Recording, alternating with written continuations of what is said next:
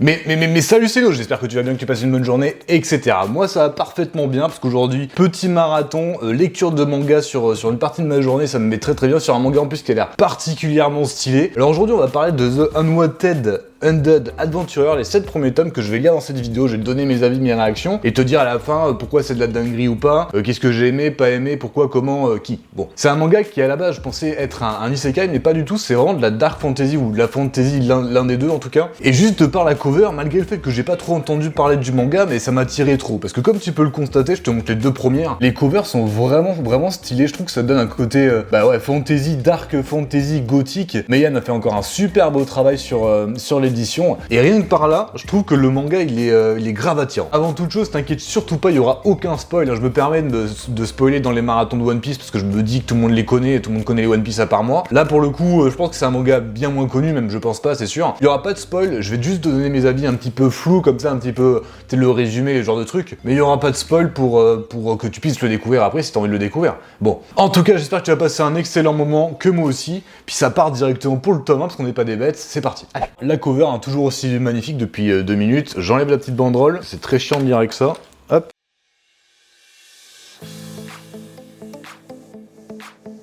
Ok. Deuxième page. Hein. Les dessins sont insane ou c'est moi? En vrai, elle est insane cette planche. Hein.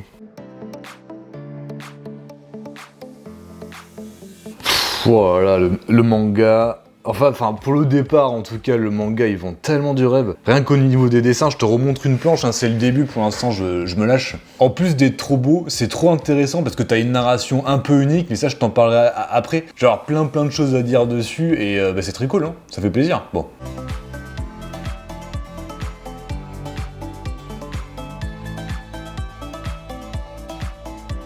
En fait, c'est super particulier parce que la narration est basée sur la pensée du protagoniste lui-même, qui ne peut pas parler, tu vois. Du coup, il n'y a pas de dialogue, mais c'est surtout des explications techniques sur le monde, les pouvoirs, le bestiaire, les objets et consorts. Je suis un énorme fan de fantasy, de dark fantasy notamment. Regarde, tu peux le constater ici, hein. J'adore la dark fantasy, Guts, notre dieu à tous. En fait, une narration comme ça, où c'est vraiment dans l'explication, dans le fait de montrer les choses, d'expliquer les choses, qu'on comprenne en fait tout l'étendue de l'univers, qu'il y a énormément de choses à tous les niveaux. Et donc ça crée une cohérence logique dans de la magie super cool, tu vois. Et tout ça mélangé d'une bonne manière, comme ce qui est en train d'être fait sur ce manga-là, c'est de la dinguerie, tu vois. Ça te met trop dans l'univers. Et même si t'as pas forcément gavé d'action, parce que t'en as pas énormément pour l'instant, ça rend le manga authentique. Et un manga authentique, tu rentres bien dedans, et un manga où tu rentres bien dedans, c'est de la dinguerie. Bon.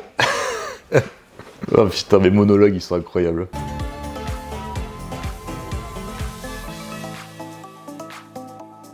Ok, tome 1 fini, méfait accompli. Ok. Bon, honestly, hein, in English, je suis abasourdi par ce tome 1 qui était méga efficace. Il va falloir que je structure tout ça un peu dans ma tête avant de t'en parler, parce qu'il y a beaucoup de choses à dire, je pense.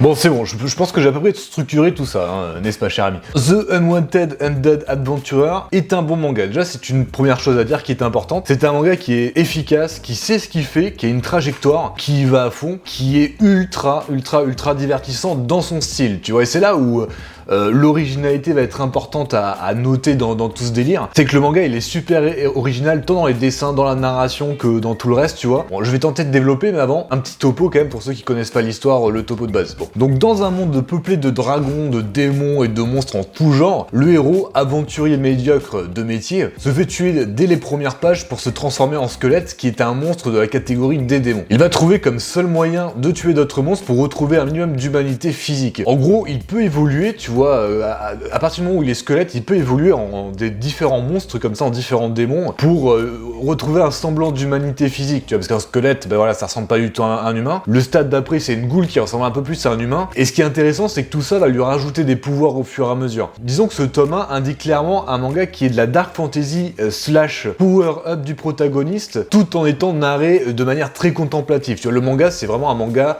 de contemplation avant tout, et c'est très important de le noter, parce que, tu vois, moi, là-bas, je suis pas vraiment quelqu'un qui kiffe les mangas contemplatifs, à part s'il y a beaucoup de profondeur. En général, c'est pas ce que je préfère. Pourtant, ici, dans le manga, ça marche parfaitement bien, parce qu'on est dans un univers qui est très intéressant, et si, comme moi, t'es fan de fantasy, t'as envie de connaître tous les objets magiques, tu vois, t'as envie de connaître tous les pouvoirs, tous les monstres, toutes les races, toutes les religions, tout, enfin, t'as compris, hein, tous les tenants et les aboutissants de cet univers-là. Et le fait que ce soit un manga de contemplation, bah t'apprends plein de choses, tu vois, t'apprends tous les détails du manga au fur et à mesure. C'est très captivant et en même temps super divertissant et t'as envie de connaître, c'est addictif, tu vois, t'as envie de connaître la suite. Qu'est-ce qui va se passer, ce sera quoi la prochaine transformation, ce genre de délire-là. Je pense aussi qu'à côté de ça, certaines personnes pourraient le trouver peut-être un petit peu long dans sa description, dans le fait de développer absolument toutes les choses. Mais moi, ça me fait penser un petit peu à un roman que j'aime particulièrement, que tu connais peut-être, hein, Le Seigneur des Anneaux, où tu lis le roman, mais c'est de la description. C'est de la description sur les murs, sur les murs de la Moria, par exemple. C'est genre 50 pages, mais c'est ultra long. Alors, c'est pas autant dans ce manga, heureusement, en plus, t'as des dessins, donc forcément, voilà. Mais c'est à ce côté-là de l'auteur veut développer son univers avant tout le reste. Tu vois, tout le reste, c'est intéressant, c'est cool, mais il veut avant tout développer son univers, quoi. Et quand t'aimes ce genre de délire, mais c'est de la dinguerie, tu vois, c'est de la dinguerie, surtout que les dessins sont magnifiques, encore une fois. Et ça sera le dernier point de ce que j'ai à noter, les dessins, forcément. Au-delà du fait que le style graphique est parfait pour un manga de ce type, c'est méga beau. L'ombrage met tout en relief, le découpage est efficace, les traits sont juste méga fins, c'est trop bien, c'est magnifique. J'ai adoré à ce niveau-là le manga. En gros, pour ce tome 1, ce que j'ai à te dire, c'est que je suis vraiment satisfait parce que je m'y attendais pas, je m'attendais peut-être à un truc un peu plus shonenisé, mais c'est vraiment un manga qui a été travaillé avec une idée. Cette idée-là, elle est parfaitement traitée et tu la comprends. En tant que lecteur, tu comprends cette idée-là. C'est un pari qui marche trop bien pour ce tome 1, on va voir sur la suite, mais c'est un pari qui marche trop bien sur le tome 1, ça régale. Bon. The cover number 2 in English. Et elles sont magnifiques, hein. Je vais le redire à chaque cover. Tu sais quoi, je le redirai à chaque cover. Les covers sont fabuleuses. L'une de mes sortes de covers, j'ai plus parlé.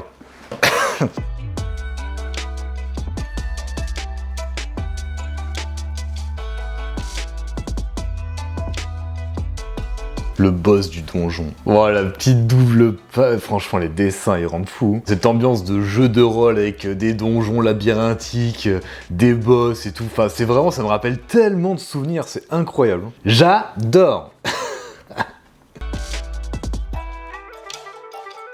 Je pense que ça va être la première fois que je vais te dire ça en vidéo, hein, n'est-ce pas? Ce manga est très très lent, on va pas se mentir, il a un rythme qui est très lent, il a un bon rythme, mais un rythme lent. Pourtant, je trouve que c'est sa force majeure, sa qualité majeure. C'est un peu ce que je te disais tout à l'heure, mais je me répète parce que je suis quelqu'un qui adore se répéter, n'est-ce pas? C'est extraordinairement bien détaillé et c'est intéressant. Tu vois, en fait, ce que je reproche des fois aux mangas trop contemplatifs, c'est le fait que c'est contemplatif, mais c'est pas si intéressant que ça. Là, pour le coup, chaque information que tu vas apprendre, parce qu'il y en a beaucoup, elle aura toujours un intérêt. Et cet intérêt-là va te permettre de comprendre d'autres choses de cet univers-là, tu vois. C'est un peu l'effet boule de neige. Et quand c'est aussi bien fait que ça, chose qui est rare, c'est ultra divertissant malgré le fait que ça soit lent, tu vois. Je sais pas si tu comprends ce que je veux te dire, mais ça me met bien. Bon. Ah putain. Non, en vrai, le manga est juste trop bon. Ne nous mentons pas. Bon. Du coup, on a la prochaine, on a sa prochaine transformation et peut-être celle d'après. Je vais pas te les dire parce que ça reste un spoil, parce que c'est un des trucs intéressants du manga. Mais à ce niveau-là, du coup, au final, ça va assez vite, hein, par rapport au fait que le reste soit assez lenté. Bon. Ok, tome 2. Tini, tome 2, incroyable. Bon bah c'est de la folie, c'est acté, c'est dit, je te le dis, c'est de la folie. Les deux premiers tomes sont de la folie, et j'ai aucun doute de dire déjà que la suite va être très intéressante. C'est une lecture qui est exceptionnelle, et vraiment exceptionnelle au vrai sens du terme, tu vois, exceptionnelle dans son côté unique et son côté différent, pas du tout codifié, et qui va te faire ressentir des émotions qui sont assez différentes de beaucoup d'autres mangas. Il y a plein de choses, tu vois, mais rien que le phénomène du monologue du protagoniste. La majorité, je pense que je t'aurais mis des planches durant le marathon, donc t'auras vu pas mal de planches. La majorité des planches sont faites en fait de carrés, tu vois, c'est pas des dialogues, c'est le protagoniste qui se parle à lui-même et qui avance comme ça. Donc en fait, on entend la pensée du protagoniste qui va exprimer son ressenti quant à l'univers, qui va parler en détail aussi des objets, des plantes médicinales ou ce genre de choses. Et c'est une approche qui est genre juste totalement différente de tous les autres mangas que j'ai pu lire, qui est un petit peu entre le manga et le roman finalement, qui rajoute ce côté contemplatif, ce côté construction d'un univers original qui a été très bien travaillé par l'auteur, et qui pousse un maximum ce côté contemplatif qui est déjà une des forces du manga, j'en ai déjà parlé tout à l'heure. L'univers en lui-même est assez divertissant pour pas que le manga ait besoin de faire des trucs complètement loufoques, tu vois, mettre énormément d'ecchi ou mettre des trucs qui d'action, tu vois, ultra épiques. Le manga, il a vraiment pas besoin de ça. Il veut simplement te parler d'une histoire d'un univers qui a été créé, et vu que l'univers est en lui-même intéressant, et ben tout le reste est anodin, tu vois, tout le reste est juste là pour un espèce de prétexte avec l'évolution du protagoniste, de ses transformations en monstres différents, de ses contacts avec les autres personnages. C'est un prétexte pour te parler de cet univers qui, de base, ultra bien fait. Et c'est un peu le fondement, je pense, de la fantasy. Comme je citais le Seigneur des Anneaux tout à l'heure, qui est peut-être la référence dans le domaine, bah nous, ce qu'on veut en tant que fan de fantasy, en tant que lecteur, c'est de comprendre cet univers-là, tu vois, d'y rentrer, d'être immergé dedans. Et le manga fait ce rôle-là, a ce rôle-là d'être le portail qui va te transporter, toi, dans cet univers-là. Bah en fait, tu lis les pages, tu passes, t'avances, tu vois pas le temps passer. Et c'est pour ça que peut-être que je parle un petit peu moins durant ma lecture, parce que je suis vraiment... je suis vraiment, moi je suis un donjon et dragon, tu vois. Je suis dans le truc et je suis en mode putain, qu'est-ce qui va se passer la suite? Je veux du détail, je veux de la précision, je veux un maximum d'informations, je veux des belles planches, des nouveaux monstres, des nouveaux trucs, enfin t'as compris. Ça me met très bien, hein, je vais pas te mentir. Je m'attendais à voir peut-être un isekai ou alors un pseudo isekai un petit peu shononisé avec le protagoniste qui évolue, où tout est centré autour de lui, où c'est un peu un harem avec plein de filles qui arrivent, mais c'est pas du tout ça, tu vois. Je suis déboussolé. Ça me fait le même effet que sur The Promised Neverland, même si ça n'a rien à voir, où tu rentres dans une histoire où tu te dis ah c'est un shonen, il va se passer ci, il va se passer ça, mais en fait pas du tout. Ça va partir dans une direction que t'avais pas du tout anticipé, ça va te surprendre au niveau des émotions que tu vas te ressentir, par le chemin que va prendre le manga, tu vois, et ça va créer beaucoup d'intérêt à tous les niveaux. Bon voilà, je m'excite la moule, hein, je suis très content parce que j'adore découvrir des nouvelles licences qui sont fantastiques comme ça, mais juste merci Meian de me faire toujours découvrir des nouvelles choses qui sont toujours plus intéressantes les unes que les autres, et pour un fan de fantasy comme moi, balancer un manga comme ça, bah arigato gozaimasu. Si t'es fan de fantasy, franchement fonce, c'est de la folie furieuse. Bon bref, je vais arrêter de monologuer moi aussi, parce que je fais comme le protagoniste de l'histoire. On passe au tome 3, mais pour l'instant, The Unwanted Undead Adventurer, tu remarqueras que je regarde tout le temps le titre pour le dire, parce que j'arrive pas à le retenir, est un manga extraordinairement bon, surtout dans le thème de la fantasy. C'est un grand oui. Allez, on passe au tome 3, c'est parti. Encore une cover incroyable avec des nouveaux persos. Merde, qu'est-ce qui se passe? Franck. Tome 3, cover encore incroyable avec des nouveaux persos, très intéressants, Potter. Ça part. Allons-y. Je sais pas pourquoi, mais le manga, il me donne trop envie de rejouer à Dark Souls, de me faire la trilogie, quoi. Adieu mes 7 heures de sommeil, adieu. Elle va être très loin. Un orc. Chapitre 12, donjon d'un nouveau... Ah ok, nouveau donjon, très cool. Parce que jusqu'ici, en fait, il était toujours dans le même donjon où il évoluait. Là, c'est un autre donjon. Donc il y aura sûrement des nouveaux monstres, ok, très cool. Oh, les dessins. En fait, des fois, j'oublie à quel point ils sont stylés. Je tombe sur une planche et je suis là, oh mon dieu, c'est incroyable. Ok. Ouais, à la fin de tous les tomes, t'as un peu du light novel, je crois. Je le lis pas parce que sinon, déjà, j'en ai pour toute la journée. Mais ok. Bon, y a pas mal de nouveautés dans ce tome. Je vais essayer de t'en parler sans te spoiler parce qu'on n'est pas des bêtes. Bon. Alors, y a toute la notion d'examen, d'aventurier qui arrive, qui reste assez similaire à ce qu'on peut trouver dans d'autres licences. Mais c'est très bien fait, c'est très efficace, ça marche bien. De plus, t'as un aspect qui est super important et que moi j'aime particulièrement, c'est tout l'esprit d'équipe qui arrive. Genre, tu vois, les pays devant, le soutien derrière qui a quelqu'un qui le protège en même temps, de la tactique, de la stratégie, qui est aussi très bien faite et qui me donne encore une fois envie de geeker sur un RPG. Ça fait trop longtemps que j'ai pas geeké et ça c'est terrible. Bref, on s'en fout. En fait, je trouve que t'as absolument tous les aspects importants de la fantasy, des RPG, des jeux de rôle qui sont rassemblés dans ce manga, dans The Unwanted Undead Adventurer, sans pour autant être du copier-coller d'autres univers. C'est toujours dans la découverte tout en suivant l'histoire du protagoniste qui est toujours de plus en plus intéressante au fur et à mesure qu'il se transforme, qu'il acquiert de nouvelles possibilités de pouvoir, de nouvelles choses, de nouveaux objets, de nouveaux partenaires, tu vois, c'est toujours trop bien en fait, c'est toujours trop bien. En fait, j'ai l'impression que ce manga, ça me fait penser à un vilain petit canard, tu vois, où il va pas aller chercher les codes marketing qui marchent, les trucs qui vont faire exploser la licence, il va raconter l'histoire l'auteur va raconter l'histoire qu'il a envie de raconter. Alors je m'avance un peu, tu vois, mais je suis quasiment sûr que le tome 8, ça sera Day One, je sais qu'il est déjà sorti au Japon. D'ailleurs, la licence, elle est au tome 8 pour l'instant, donc je pense que la parution sera pas forcément ultra rapide, mais c'est pas grave parce que le manga, au final, il se lit très bien comme ça. Tu vois, je pense que tu peux lire un tome tous les 2, 3, 4 mois, te souvenir de ce qui se passe, parce qu'encore une fois, c'est unique, et être toujours dans cet univers-là, dans ce monde-là, qui est trop bien. Dans tous les cas, depuis 3 tomes, c'est un putain de plaisir à lire, je me régale totalement, radicalement. Je me fais une petite pause pour aller graille, et puis on se retrouve pour le tome 4 juste après.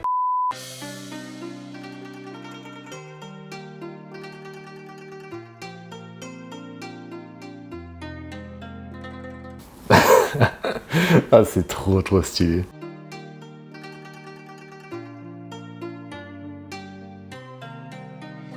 Un gobelin? Putain, les gobelins, ils sont dégueulasses. Ainsi ce prochain tome.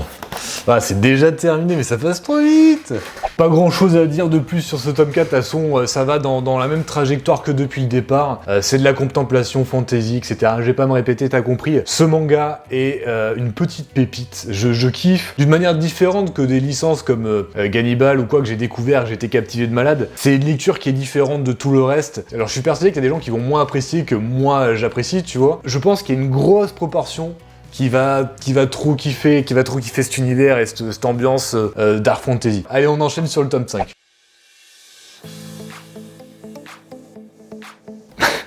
L'auteur nous parle de Animal Crossing ici. As-tu joué à Animal Crossing? Moi j'y ai joué. Je l'ai torché d'ailleurs. Début du confinement. On s'en fout.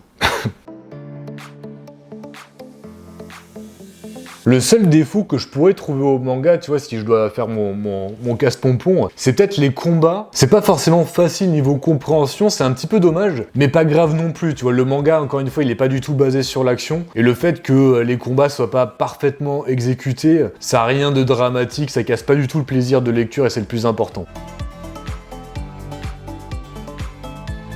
Ah bah tu vois, genre une planche qui illustre parfaitement ce que je te disais tout à l'heure. Mais ça, t'en as plein dans le manga, t'as que des carrés où le protagoniste, il pense, tu vois, il pense et il explique. Ça représente totalement la licence, et bien que ce soit un petit peu déroutant au tout départ, bah tu t'y habitues, et encore une fois, c'est une des forces du manga qui donne beaucoup d'intérêt supplémentaire. Bah, même l'écosystème, il a une logique, une cohérence avec l'univers qui est insane. Incroyable.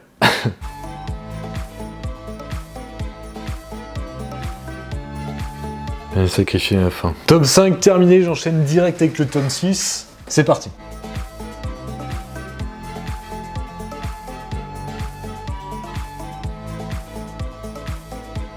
Putain, mais ça me fascine le nombre de choses qu'a mis l'auteur dans son univers. Il a dû passer des nuits et des nuits à y réfléchir, je pense. Aïe. Moi je peux pas te la montrer celle-là parce que c'est un gros spoil quand même. Mais sache-le, il y a des planches incroyables. C'est important.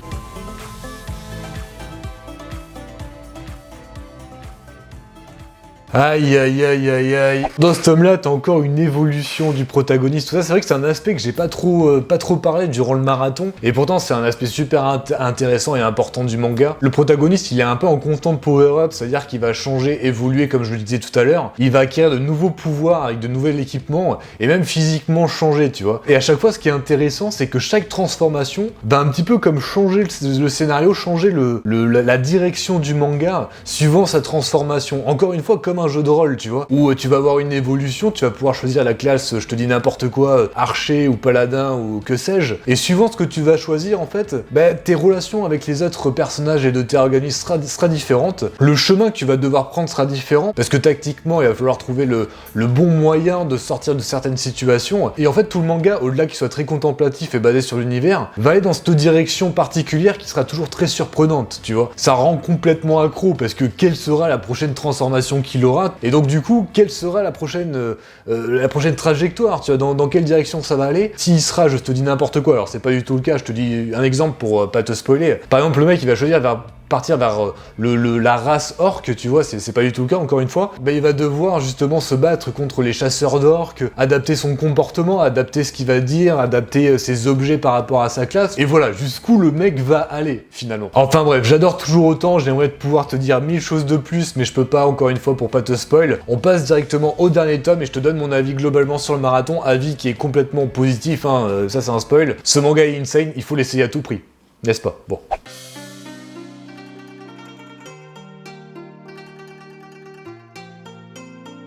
Ouais, pour le coup, lui, ce tome, il met un peu en avant tout l'aspect religieux, les différentes religions et consorts.